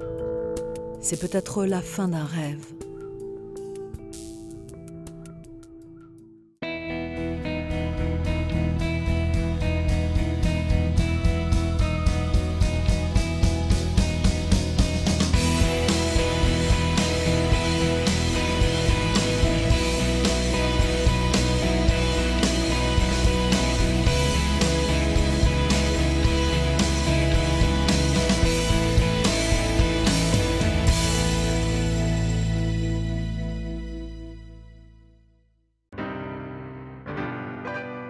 C'est l'histoire d'une traversée nord-sud de la cordillère des Andes. Celle d'un couple atypique, Megan Son et Laurent Granier, qui tentent de remonter le temps.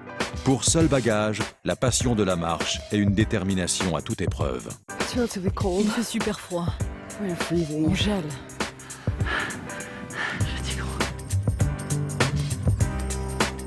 En suivant les indices laissés par les anciens, en recueillant les témoignages des vivants, ils partent en quête du trésor perdu de l'Empire Inca, le Capac Nián. Une route légendaire de 6000 km de long qui traverse 6 pays de 800 à 5000 mètres d'altitude. On n'est pas arrivé, hein. De Pasto en Colombie à Santiago du Chili, en passant par Cusco au Pérou, pour la première fois, ce joyau du patrimoine mondial se révèle dans toute sa splendeur.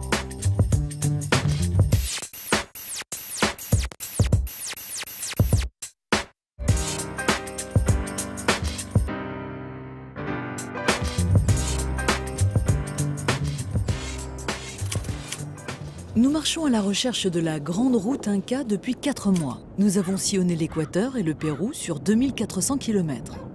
Mais la situation s'est dégradée entre Laurent et moi. Et la belle aventure pourrait bien se terminer dans une impasse. C'est peut-être la fin d'un rêve. Le problème, c'est que je suis avec un mec qui me dit « Oh, je vais pas passer ma vie avec toi. Je vais te quitter, je vais te quitter. » Des menaces, ce sont des menaces.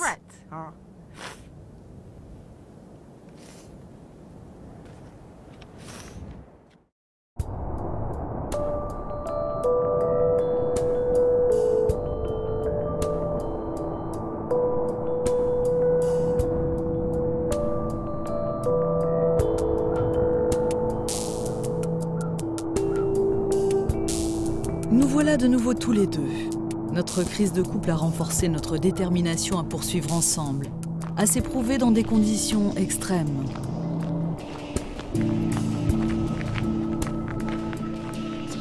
C'est complètement surréaliste. Il n'y a personne autour, juste nous, le sel, l'air froid, les étoiles, la lune. Le soleil vient juste de se lever. On va essayer d'arriver à l'île avant midi pour éviter de se faire brûler par le soleil.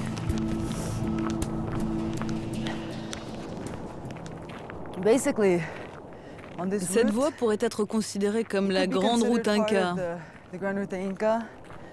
une des routes principales qu'empruntaient les Incas quand ils voyageaient du nord au sud.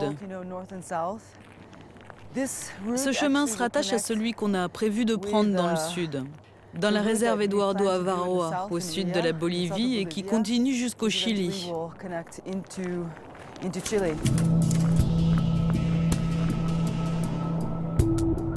Nous ressentons une angoissante solitude dans le plus grand désert de sel de la planète. Baignée dans un halo de brume de chaleur, l'île de Incahuasi fait figure de mirage.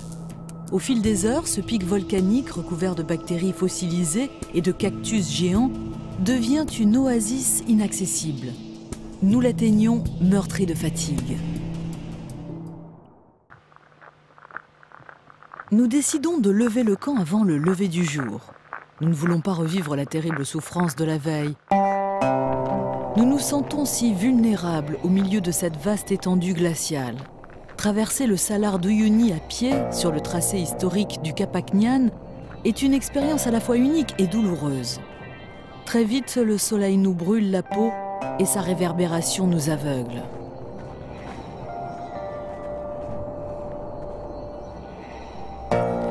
Découvrir la beauté de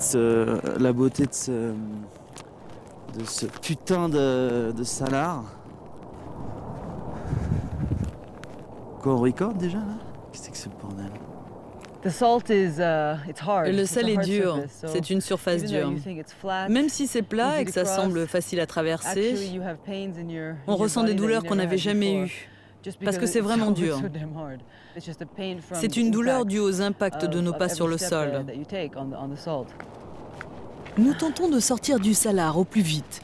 Notre objectif est de rejoindre l'altiplano bolivien.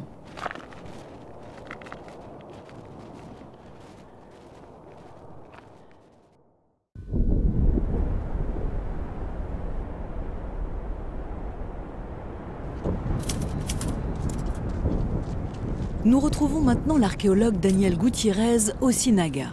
Il œuvre à mettre au jour les traces des chemins précolombiens en Bolivie.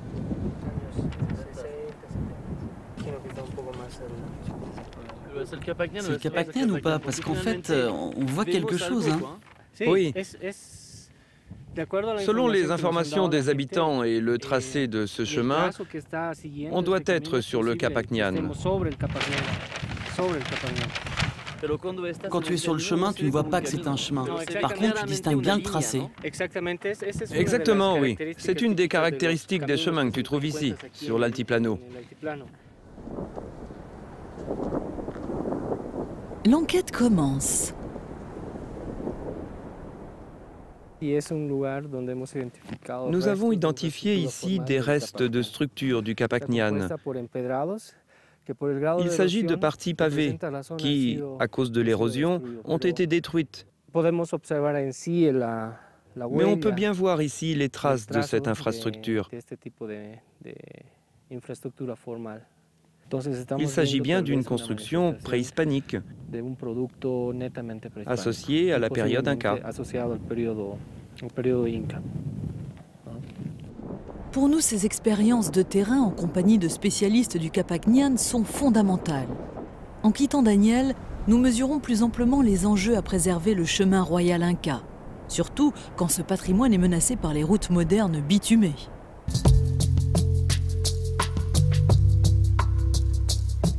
Voilà maintenant 9 mois que nous marchons. Au milieu des immensités désertiques de l'Altiplano, l'une des régions les plus inhospitalières de la planète, le Capacñán se découpe par intermittence au milieu des yaretas. Ces plantes bizarres, dures comme de la pierre. Nous avons hâte de retrouver la civilisation.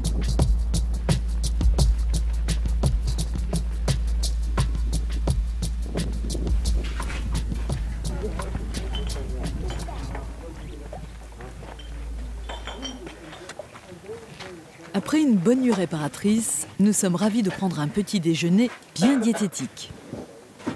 Des œufs frits avec des pommes de terre frites. Et un petit café. C'est plein de bonnes choses pour marcher, quoi. Au moins les pommes de terre, ça a l'avantage de remplir, quoi. Donc voilà, quoi. Ouais, c'est dur. Hein. C'est dur, et puis c'est tous les jours, hein, donc faut s'y habituer. Notre maman ici, qui nous fait à manger, qui s'occupe de nous. Et ça, c'est la seule horloge qui fonctionne dans tout le village. Voilà, et c'est la seule horloge qui existe dans le village, donc les gens, ne serait-ce que pour avoir l'heure, viennent ici uniquement pour savoir quelle heure il est, quoi. Bueno. Nos vemos aquí. Bueno.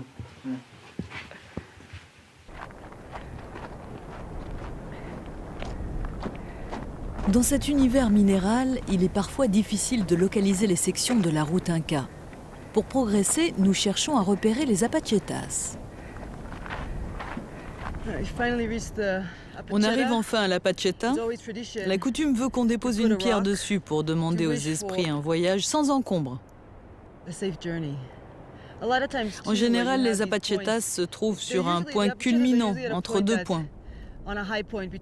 Si on devait passer un autre col, on trouverait une autre apacheta.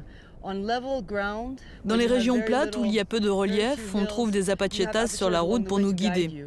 Sinon, on ne saurait pas si on est dans la bonne direction. C'est un repère qui nous indique qu'on est sur la bonne route.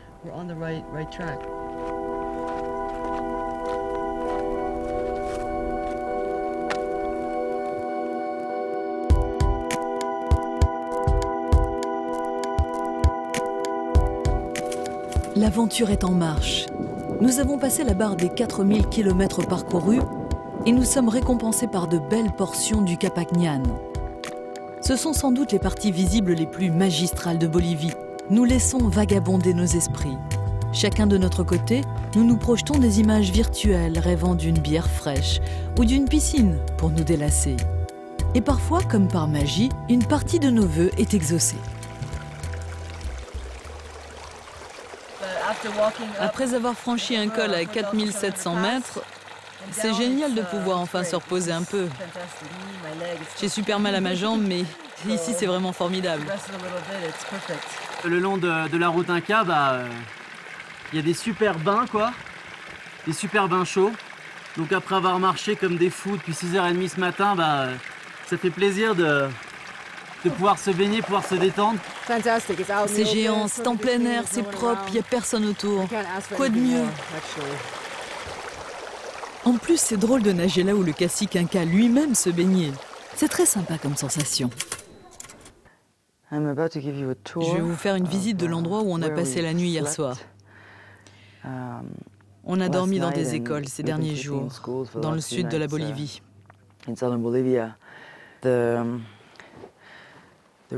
Ici, on a les fréquences radio, comme d'habitude.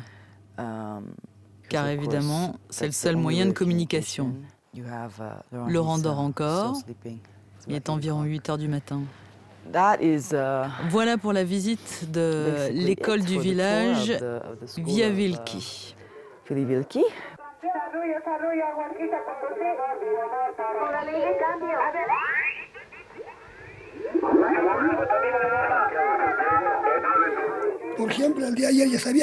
J'ai su dès hier que vous alliez arriver. On me l'a communiqué hier. De Sivangani. Bien sûr. Tu savais déjà qu'on arrivait? Donc l'avantage c'est que on peut aller de village en village comme ça et grâce à la radio ils savent toujours qu'on arrive quoi. Je suis pas frais. Je suis pas frais, j'ai très mal dormi. J'ai vu des chemins Inca toute la nuit. Donc j'ai très mal dormi. Quel est le motif de votre voyage? Vous faites du tourisme? Non, pas du tourisme. Tu dois bien avoir un but. Ouais, la promenade, l'aventure. L'aventure. L'école commence à quelle heure? À 9h.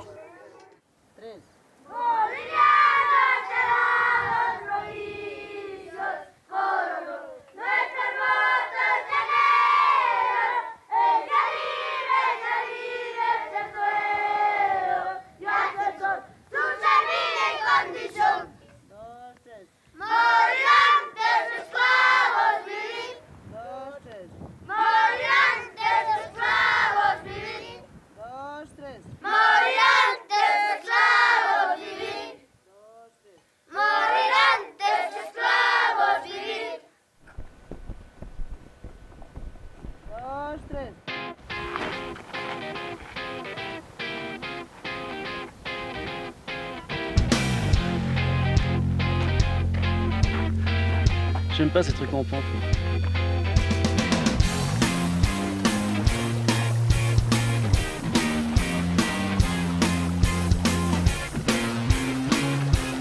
Des heures durant, l'hymne national bolivien trotte dans nos têtes et rythme notre marche. Au milieu de ces paysages d'un autre âge, cette situation a un petit quelque chose de surnaturel.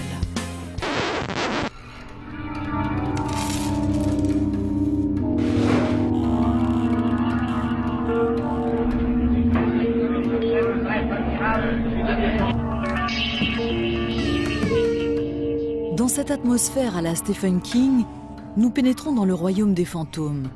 Ici, le temps semble s'être arrêté. Les habitants ont tout laissé en place, comme s'ils venaient juste de sortir. Des dizaines d'années durant, le village de Quechisla a vécu au rythme d'une compagnie nord-américaine. Cette dernière a exploité la mine environnante avant de l'abandonner, faute de rentabilité. Et cette ville fantôme est encore hantée par ses esprits.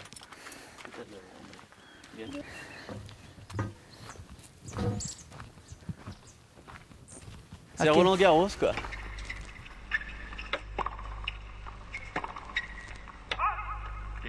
Club social. Ça, c'est le club du village. Il est chargé d'histoire. De grands groupes latinos sont passés ici, comme les Iracundos.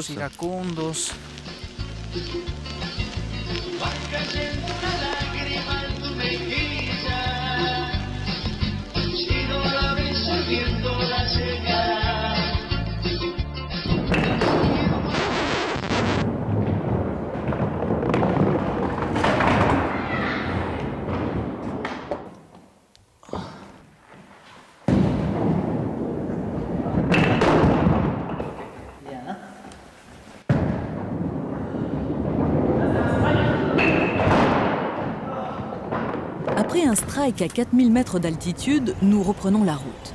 Et nous sentons que nous allons nettement moins rigoler. Game over. Nous quittons la Bolivie toujours en quête du Capac Ñan. De nouveau, il nous faut traverser une zone désertique en arrivant en Argentine. Et nous voilà maintenant projetés dans un décor digne des grands westerns américains. Mais après les milliers de kilomètres parcourus, l'accumulation des centaines de jours de marche, nous vivons un véritable calvaire. Ça fait une semaine qu'on marche dans le nord-est argentin, quoi. Il fait épouvantablement sec. Il fait épouvantablement chaud. On a envie que ça se termine, quoi. Puis on a envie de descendre surtout, quoi. On a envie d'avoir un peu de vert, on a envie de voir des arbres, on a envie de voir de l'eau, on a envie de voir des vaches, on a envie de voir de l'herbe, je sais pas. Ce désert là, moi, il commence à me taper sur le système.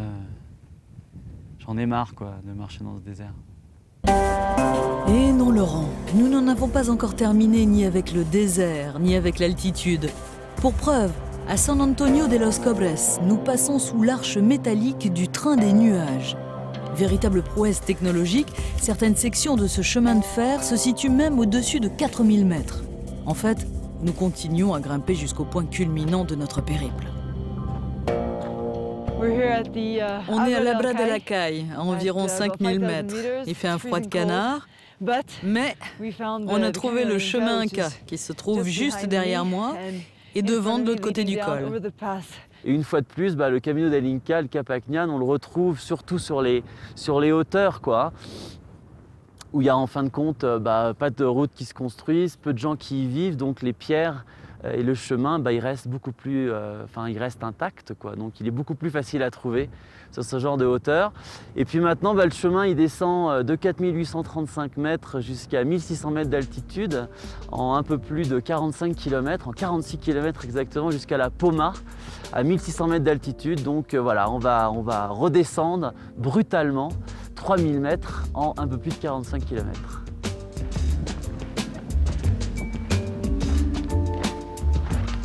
La présence de la grande route Inca et la fierté d'avoir passé le point culminant du Capacñan nous donnent un coup de fouet. Il faut dire aussi qu'avec l'altitude et une bonne oxygénation, notre taux de globules rouges dans le sang a explosé. La descente est donc un pur bonheur. Nous avons une pêche d'enfer. Nous arrivons dans une ferme située entre Molinos et Angastaco pour demander l'hospitalité. Nous sommes accueillis par Juan Manuel Rodo, le propriétaire des lieux. Bonjour, comment allez-vous? Vous allez bien? Ça va bien? Nous marchons vers Angastaco et Cafayate. Et nous cherchons un endroit pour dormir cette nuit. C'est possible? Vous voulez rester ici? C'est possible. Oui. Comment tu t'appelles? Juan Manuel. Juan Manuel. Moi c'est Megan, Margarita. Et lui Lorenzo. Il y a une chambre ici. C'est parfait.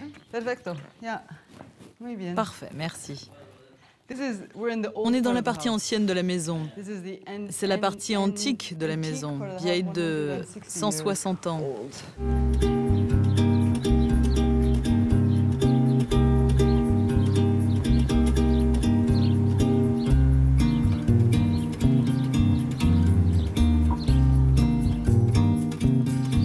Laurent dort encore et je profite de ce moment de solitude pour me ressourcer.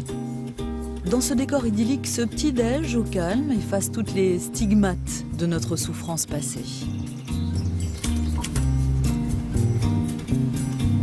Voilà maintenant 10 mois que nous marchons. Nous quittons à regret notre havre de paix de la région de Cafayate. Nous plongeons maintenant vers le sud, dans les profondeurs monotones des vallées. Nous faisons route vers notre dernier site archéologique inca, les ruines de Quilmes. Les vestiges de cette citadelle où la présence des auberges incas sont autant d'indices relatifs à notre quête du Capacñan. C'est comme ça qu'on avance en Argentine, c'est-à-dire que l'idée de fond, c'est qu'on a différents sites, donc différents tambos le long de la route, avec des morceaux du chemin, soit au nord, soit au sud de chaque tambo. Et donc c'est comme ça qu'on essaie de repérer, d'essayer de retrouver la route Inca, comme nous l'ont conseillé les archéologues à la fois à La Riora, à Catamarca.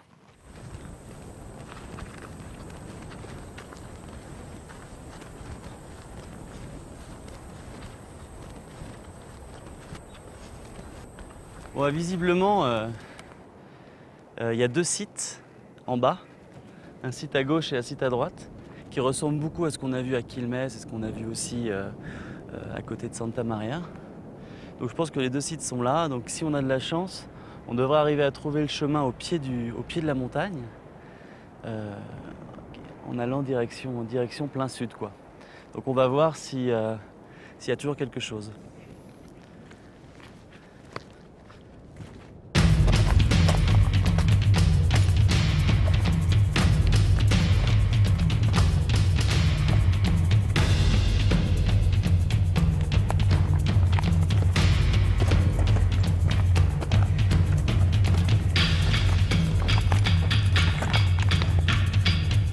Il n'y a pas grand-chose, quoi. Grâce à nos 5000 km de pratique du Capacñan, Nous pouvons nous mettre à la place des Incas au moment où ils ont pensé cette route. On ne trouve rien. C'est-à-dire que c'est plein de broussailles, plein d'épineux, plein de cactus. C'est bourré je pense, de glissements de terrain qui emmènent tout vers le bas, tout vers la rivière. Donc voilà, on n'a rien trouvé. Donc on va continuer vers le sud et puis on va essayer de... J'espère qu'on aura plus de chance vers Walfin. On suit un peu notre instinct. All right, let's go. All right.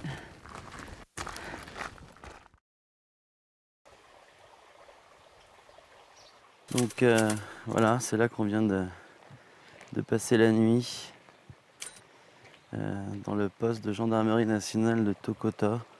C'est là qu'on a échoué. Et donc on est avec Manuel, ça fait 41 ans qu'il travaille pour la Vialidad. Et donc voilà, l'ambiance de ce matin. Il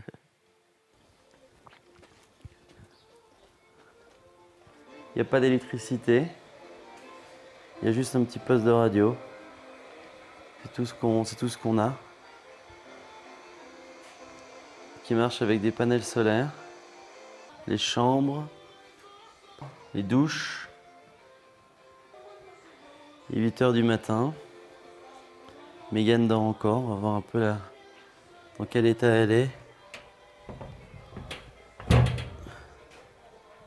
Voilà, Megan. Been a good night, Megan? Plus ou moins. Laurent est réveillé, je ne sais pas pourquoi. Mais je crois que c'est la première fois dans toute l'histoire de ce voyage qu'il se réveille avant moi. Faut que j'en profite. On n'a rien trouvé dernièrement. On espère qu'on va croiser une section visible pendant nos derniers jours. Parce que ce serait vraiment une manière formidable de conclure ce voyage. Alors on va croiser les doigts. Et on va continuer à aller de l'avant.